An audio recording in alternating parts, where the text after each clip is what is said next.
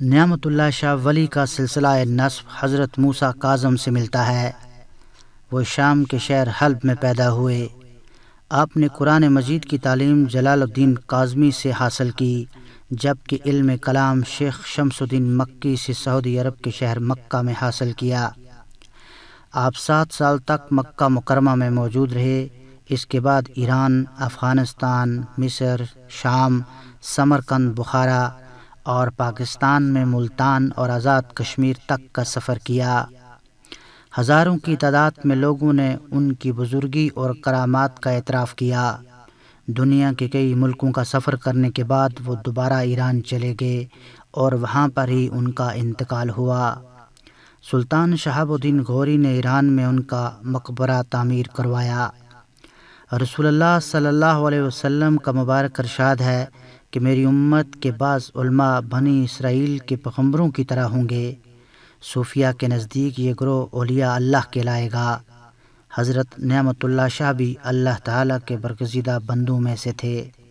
اللہ تعالیٰ اپنے نیک لوگوں کو اعلیٰ مقام پر فائز کر دیتے ہیں۔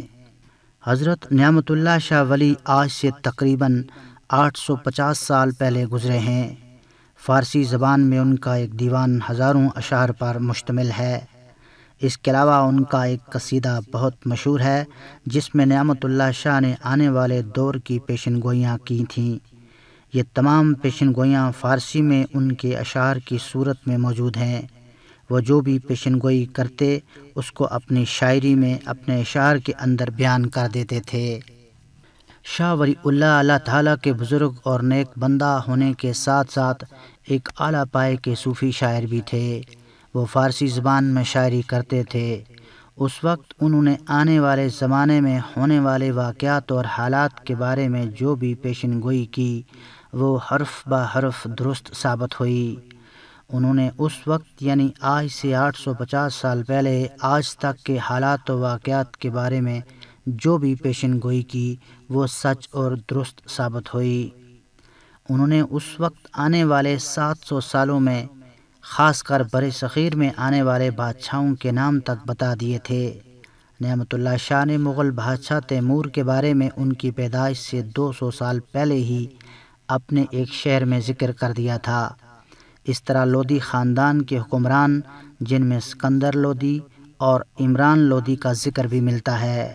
اس کے علاوہ مغلیہ خاندان کے بابر، ہمایوں، شیر شاہ سوری، اکبر، جہانگیر، شاہ جہاں سب کا ذکر انہوں نے ناموں کے ساتھ کیا ہے۔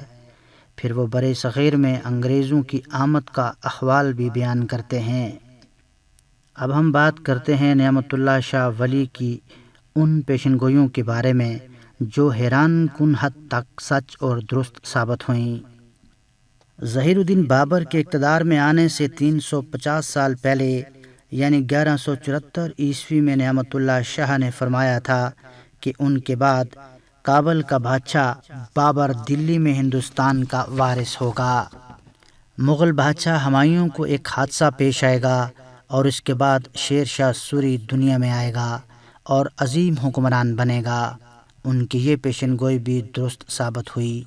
شیر شاہ سوری سے شکست کھا کر ہمایوں نے دریائے گنگا کو عبور کر کے اپنی جان بچائی، اور پھر جب شیر شاہ سوری فوت ہو گیا تو ہمایوں نے شاہ ایران کی مدد سے 1555 عیسوی میں ہندوستان پر دوبارہ قبضہ کر لیا اور کئی سالوں تک حکومت کی۔ یہ بہت دلچسپ اور حیران کن بات ہے کہ نعمت اللہ شاہ نے بر صغیر کے مغل بادشاہوں کے نام تک بتائے اور ان کی یہ پیشن گوئیاں بھی حرف بہ حرف درست اور سچ ثابت ہوئیں۔ انہوں نے اپنے ایک شعر میں لکھا کہ جب مغل بادشاہ جہانگیر فوت ہوں گے تو اسی دن ان کا بیٹا پیدا ہوگا۔ نعمت اللہ شاہ نے نام لے کر تمام مغل بادشاہوں کے آنے سے پہلے ہی ذکر کر دیا تھا، سوائے ایک مغل بادشاہ یعنی اورنگزیب عالمگیر کے۔ ان کا ذکر انہوں نے نہیں کیا۔ باقی سب کا ذکر ان کے اشعار اور کتابوں کے اندر موجود ہے۔ ہو سکتا ہے کہ اورنگزیب عالمگیر کا ذکر بھی کسی شعر کے اندر کیا ہو یا کسی کتاب میں موجود ہو جو ضائع ہو گئی ہو، اور یہ بھی ہو سکتا ہے کہ ذکر نہ کیا ہو، اللہ بہتر جانتا ہے، کیونکہ آج کے دور میں ان کی کسی بھی کتاب یا کسی بھی شہر میں ان کا ذکر نہیں ملتا۔ اورنگزیب عالمگیر جب بادشاہ بنے تو انہوں نے صدیوں پرانی روایات کو ختم کر دیا۔ اورنگزیب نے اپنے ہی والد شاہ جہاں کو گوالیار کے قلعے میں بند کر دیا اور تخت کے اصل وارث اپنے بڑے بھائی دارا شکوہ کو شکست دے کر ان کی لاش کو ہاتھیوں کے دم کے ساتھ باندھ کر گھسیٹتے ہوئے بڑی بے دردی اور اذیت دے کر قتل کر دیا۔ اور پھر اورنگزیب کے بعد ہی مغلیہ خاندان کا زوال شروع ہو گیا۔ نعمت اللہ شاہ ولی نے کئی سو سال پہلے ہی یہ پیشن گوئی کی کہ دلی نادر شاہ کے ہاتھوں اجڑ جائے گا، اور پھر ویسا ہی ہوا۔ نادر شاہ نے 1739 میں دلی پر حملہ کر دیا اور 2 ماہ تک دلی میں قتل عام جاری رہا۔ کہا جاتا ہے کہ صرف 12 گھنٹوں میں نادر شاہ کے سپاہیوں نے ہزاروں لوگوں کو قید کر کے قتل کر دیا اور دلی کی لوٹ مار شروع کر دی۔ نعمت اللہ شاہ نے سکھ مذہب کے بانی بابا گرو نانک کے متعلق بھی اپنے اشعار میں ذکر کیا اور کہا تھا کہ نانک نامی شخص پیدا ہوگا، لوگ اس کی طرف مائل ہوں گے، اس کے ہر طرف چرچے ہوں گے اور بڑی تعداد میں لوگ اس کے چاہنے والے اور ماننے والے ہوں گے۔ اور پھر وہ یہ بھی کہتے ہیں کہ جنگ جیم یعنی جرمنوں کی جنگ میں عیسائیوں کو شکست ہوگی۔ یہ جنگ ان کی تباہی و بربادی کا باعث ہوگی۔ یہ پہلی جنگ عظیم جو 1914 سے 1918 تک ہوئی، اس کا ذکر کیا تھا۔ اور پھر 21 سال بعد دوسری عالمی جنگ جرمنوں اور عیسائیوں کے درمیان ہوئی۔ شاہ نعمت اللہ نے ان جنگوں کا ذکر اپنے اشعار میں کچھ اس طرح کیا کہ اہل برطانیہ جرمنوں پر فتح تو حاصل کر لیں گے مگر بہت کمزور ہو جائیں گے۔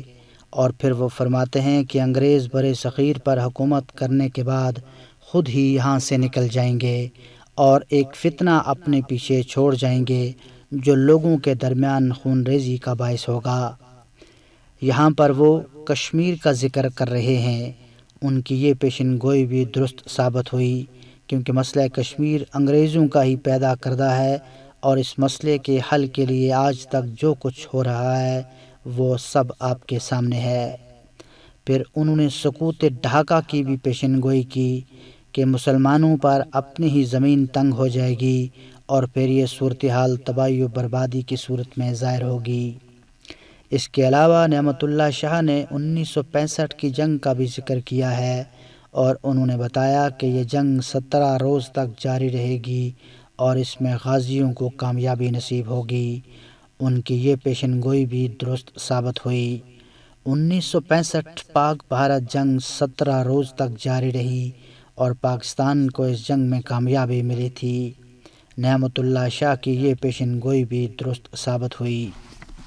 آج سے 850 سال پہلے نعمت اللہ شاہ نے آج کے دور کے بارے میں بھی کچھ پیشن گوئیاں کیں جو کچھ اس طرح ہیں۔ انہوں نے فرمایا کہ اس وقت یعنی آج کے دور کے بارے میں بتایا کہ کوئی کسی کو اہل حق نہ دیکھے گا، اور چور ڈاکوں کے سر پر دستاریں رکھی جائیں گی، یعنی ڈاکوں اور چوروں کو عزت دی جائے گی۔ اور آج آپ دیکھ سکتے ہیں کہ یہ سب کچھ ہو رہا ہے، اور ان کی یہ پیشن گوئی بھی سچ اور درست ثابت ہو رہی ہے۔ انہوں نے اپنے ایک شعر میں لکھا کہ اس واقعے کے بعد ہندوستان میں شورش برپا ہوگی، لیکن واقعے کا ذکر نہیں کیا کہ وہ کون سا واقعہ ہوگا جس کے بعد ہندوستان میں شورش کا آغاز ہوگا۔ انہوں نے فرمایا کہ شورش اور خلفشار میں بت پرست اور بدھ مسلمانوں پر غضبناک طریقے سے مظالم ڈھائیں گے، اور ان کی مدد کے لیے یعنی مسلمانوں کی مدد کے لیے شمال مشرق سے لوگ مدد کو آئیں گے۔ پھر وہ کہتے ہیں کہ ان کی مدد کے لیے ترکی، عرب، ایران، مشرق وسطیٰ سے دیوانہ وار لوگ مدد کے لیے آئیں گے۔ اس کے علاوہ انہوں نے اس جنگ میں اتحاد کیسے ہوگا، یعنی ترکی، چین اور ایران والے سب یکجا ہو جائیں گے، اکٹھے ہو جائیں گے، اور یہ سب مل کر ہندوستان کو فتح کر لیں گے۔ اس جنگ کی ہولناکی کے بارے میں بھی انہوں نے بتایا۔ نعمت اللہ شاہ ولی نے بتایا کہ دریائے اٹک 3 بار خون سے بھر جائے گا اور پھر جاری ہوگا۔ ایک اور پیشن گوئی انہوں نے کی، اس پیشن گوئی پر غور کرنے کی ضرورت ہے۔ وہ فرماتے ہیں کہ لاہور کشمیر یعنی آزاد کشمیر، دریائے گنگا کا علاقہ اور بنجنور شہر مسلمان فتح کر لیں گے۔ بہت سے لوگ اس پیشن گوئی کو غزوہ ہند کی حدیث کی روشنی میں دیکھتے ہیں۔ نعمت اللہ شاہ ولی تیسری عالمی جنگ کا ذکر بھی کرتے ہیں۔ وہ فرماتے ہیں کہ ہند کی طرح مغرب کی تقدیر بھی خراب رہے گی اور تیسری عالمی جنگ شروع ہو جائے گی۔ پھر ان کا کہنا ہے کہ اس جنگ میں شکست خوردہ جرمنی یا جاپان ایک ساتھ برابری کریں گے، یعنی ایک ہو جائیں گے، اور اس جنگ میں جہنمی قسم کے آتشی مہلک ہتھیار استعمال ہوں گے۔ نعمت اللہ شاہ نے امام مہدی کا ذکر بھی اپنے اشعار میں کیا ہے۔ انہوں نے فرمایا ہے کہ حج کے موقع پر اچانک امام مہدی کا ظہور ہوگا اور تمام دنیا میں یہ بات مشہور ہو جائے گی۔ دجال کے بارے میں بھی ان کی پیشن گوئیاں موجود ہیں۔ وہ فرماتے ہیں کہ ایران کے شہر اصفہان سے دجال کا آنا ہوگا اور دجال کو قتل کرنے کے لیے حضرت عیسیٰ علیہ السلام کا آسمانوں سے دنیا پر آنا ہوگا، یعنی حضرت عیسیٰ علیہ السلام آسمان سے زمین پر اتریں گے اور دجال کو قتل کر کے اس فتنے کو ختم کر دیں گے۔ اپنے ایک شعر میں نعمت اللہ شاہ کہتے ہیں، اور وہ اپنے آپ سے مخاطب ہو کر یہ فرماتے ہیں کہ اے نعمت اللہ، خاموش ہو جا، اللہ کے رازوں کو افشا نہ کر، ظاہر نہ کر۔ نعمت اللہ شاہ کی پیشن گوئیاں 2000 اشعار پر مشتمل ہیں، جس میں سے 350 آج کے دور میں بھی دستیاب ہیں۔ صرف نعمت اللہ شاہ کو ہی اللہ تعالیٰ نے 1000 سال پر مشتمل پیشن گوئیوں کا اعزاز عنایت کیا۔ بہنوں بھائیوں، غیب کا علم صرف اللہ تعالیٰ کے پاس ہے۔ اس کے علاوہ غیب کی خبر کوئی نہیں جانتا۔ بس بعض لوگوں کو، خاص کر اللہ تعالیٰ اپنے نیک بندوں کو کچھ اشاروں سے کچھ باتیں سمجھا دیتا ہے، اور وہ اللہ کے بندے ان باتوں کو لوگوں تک پہنچا دیتے ہیں۔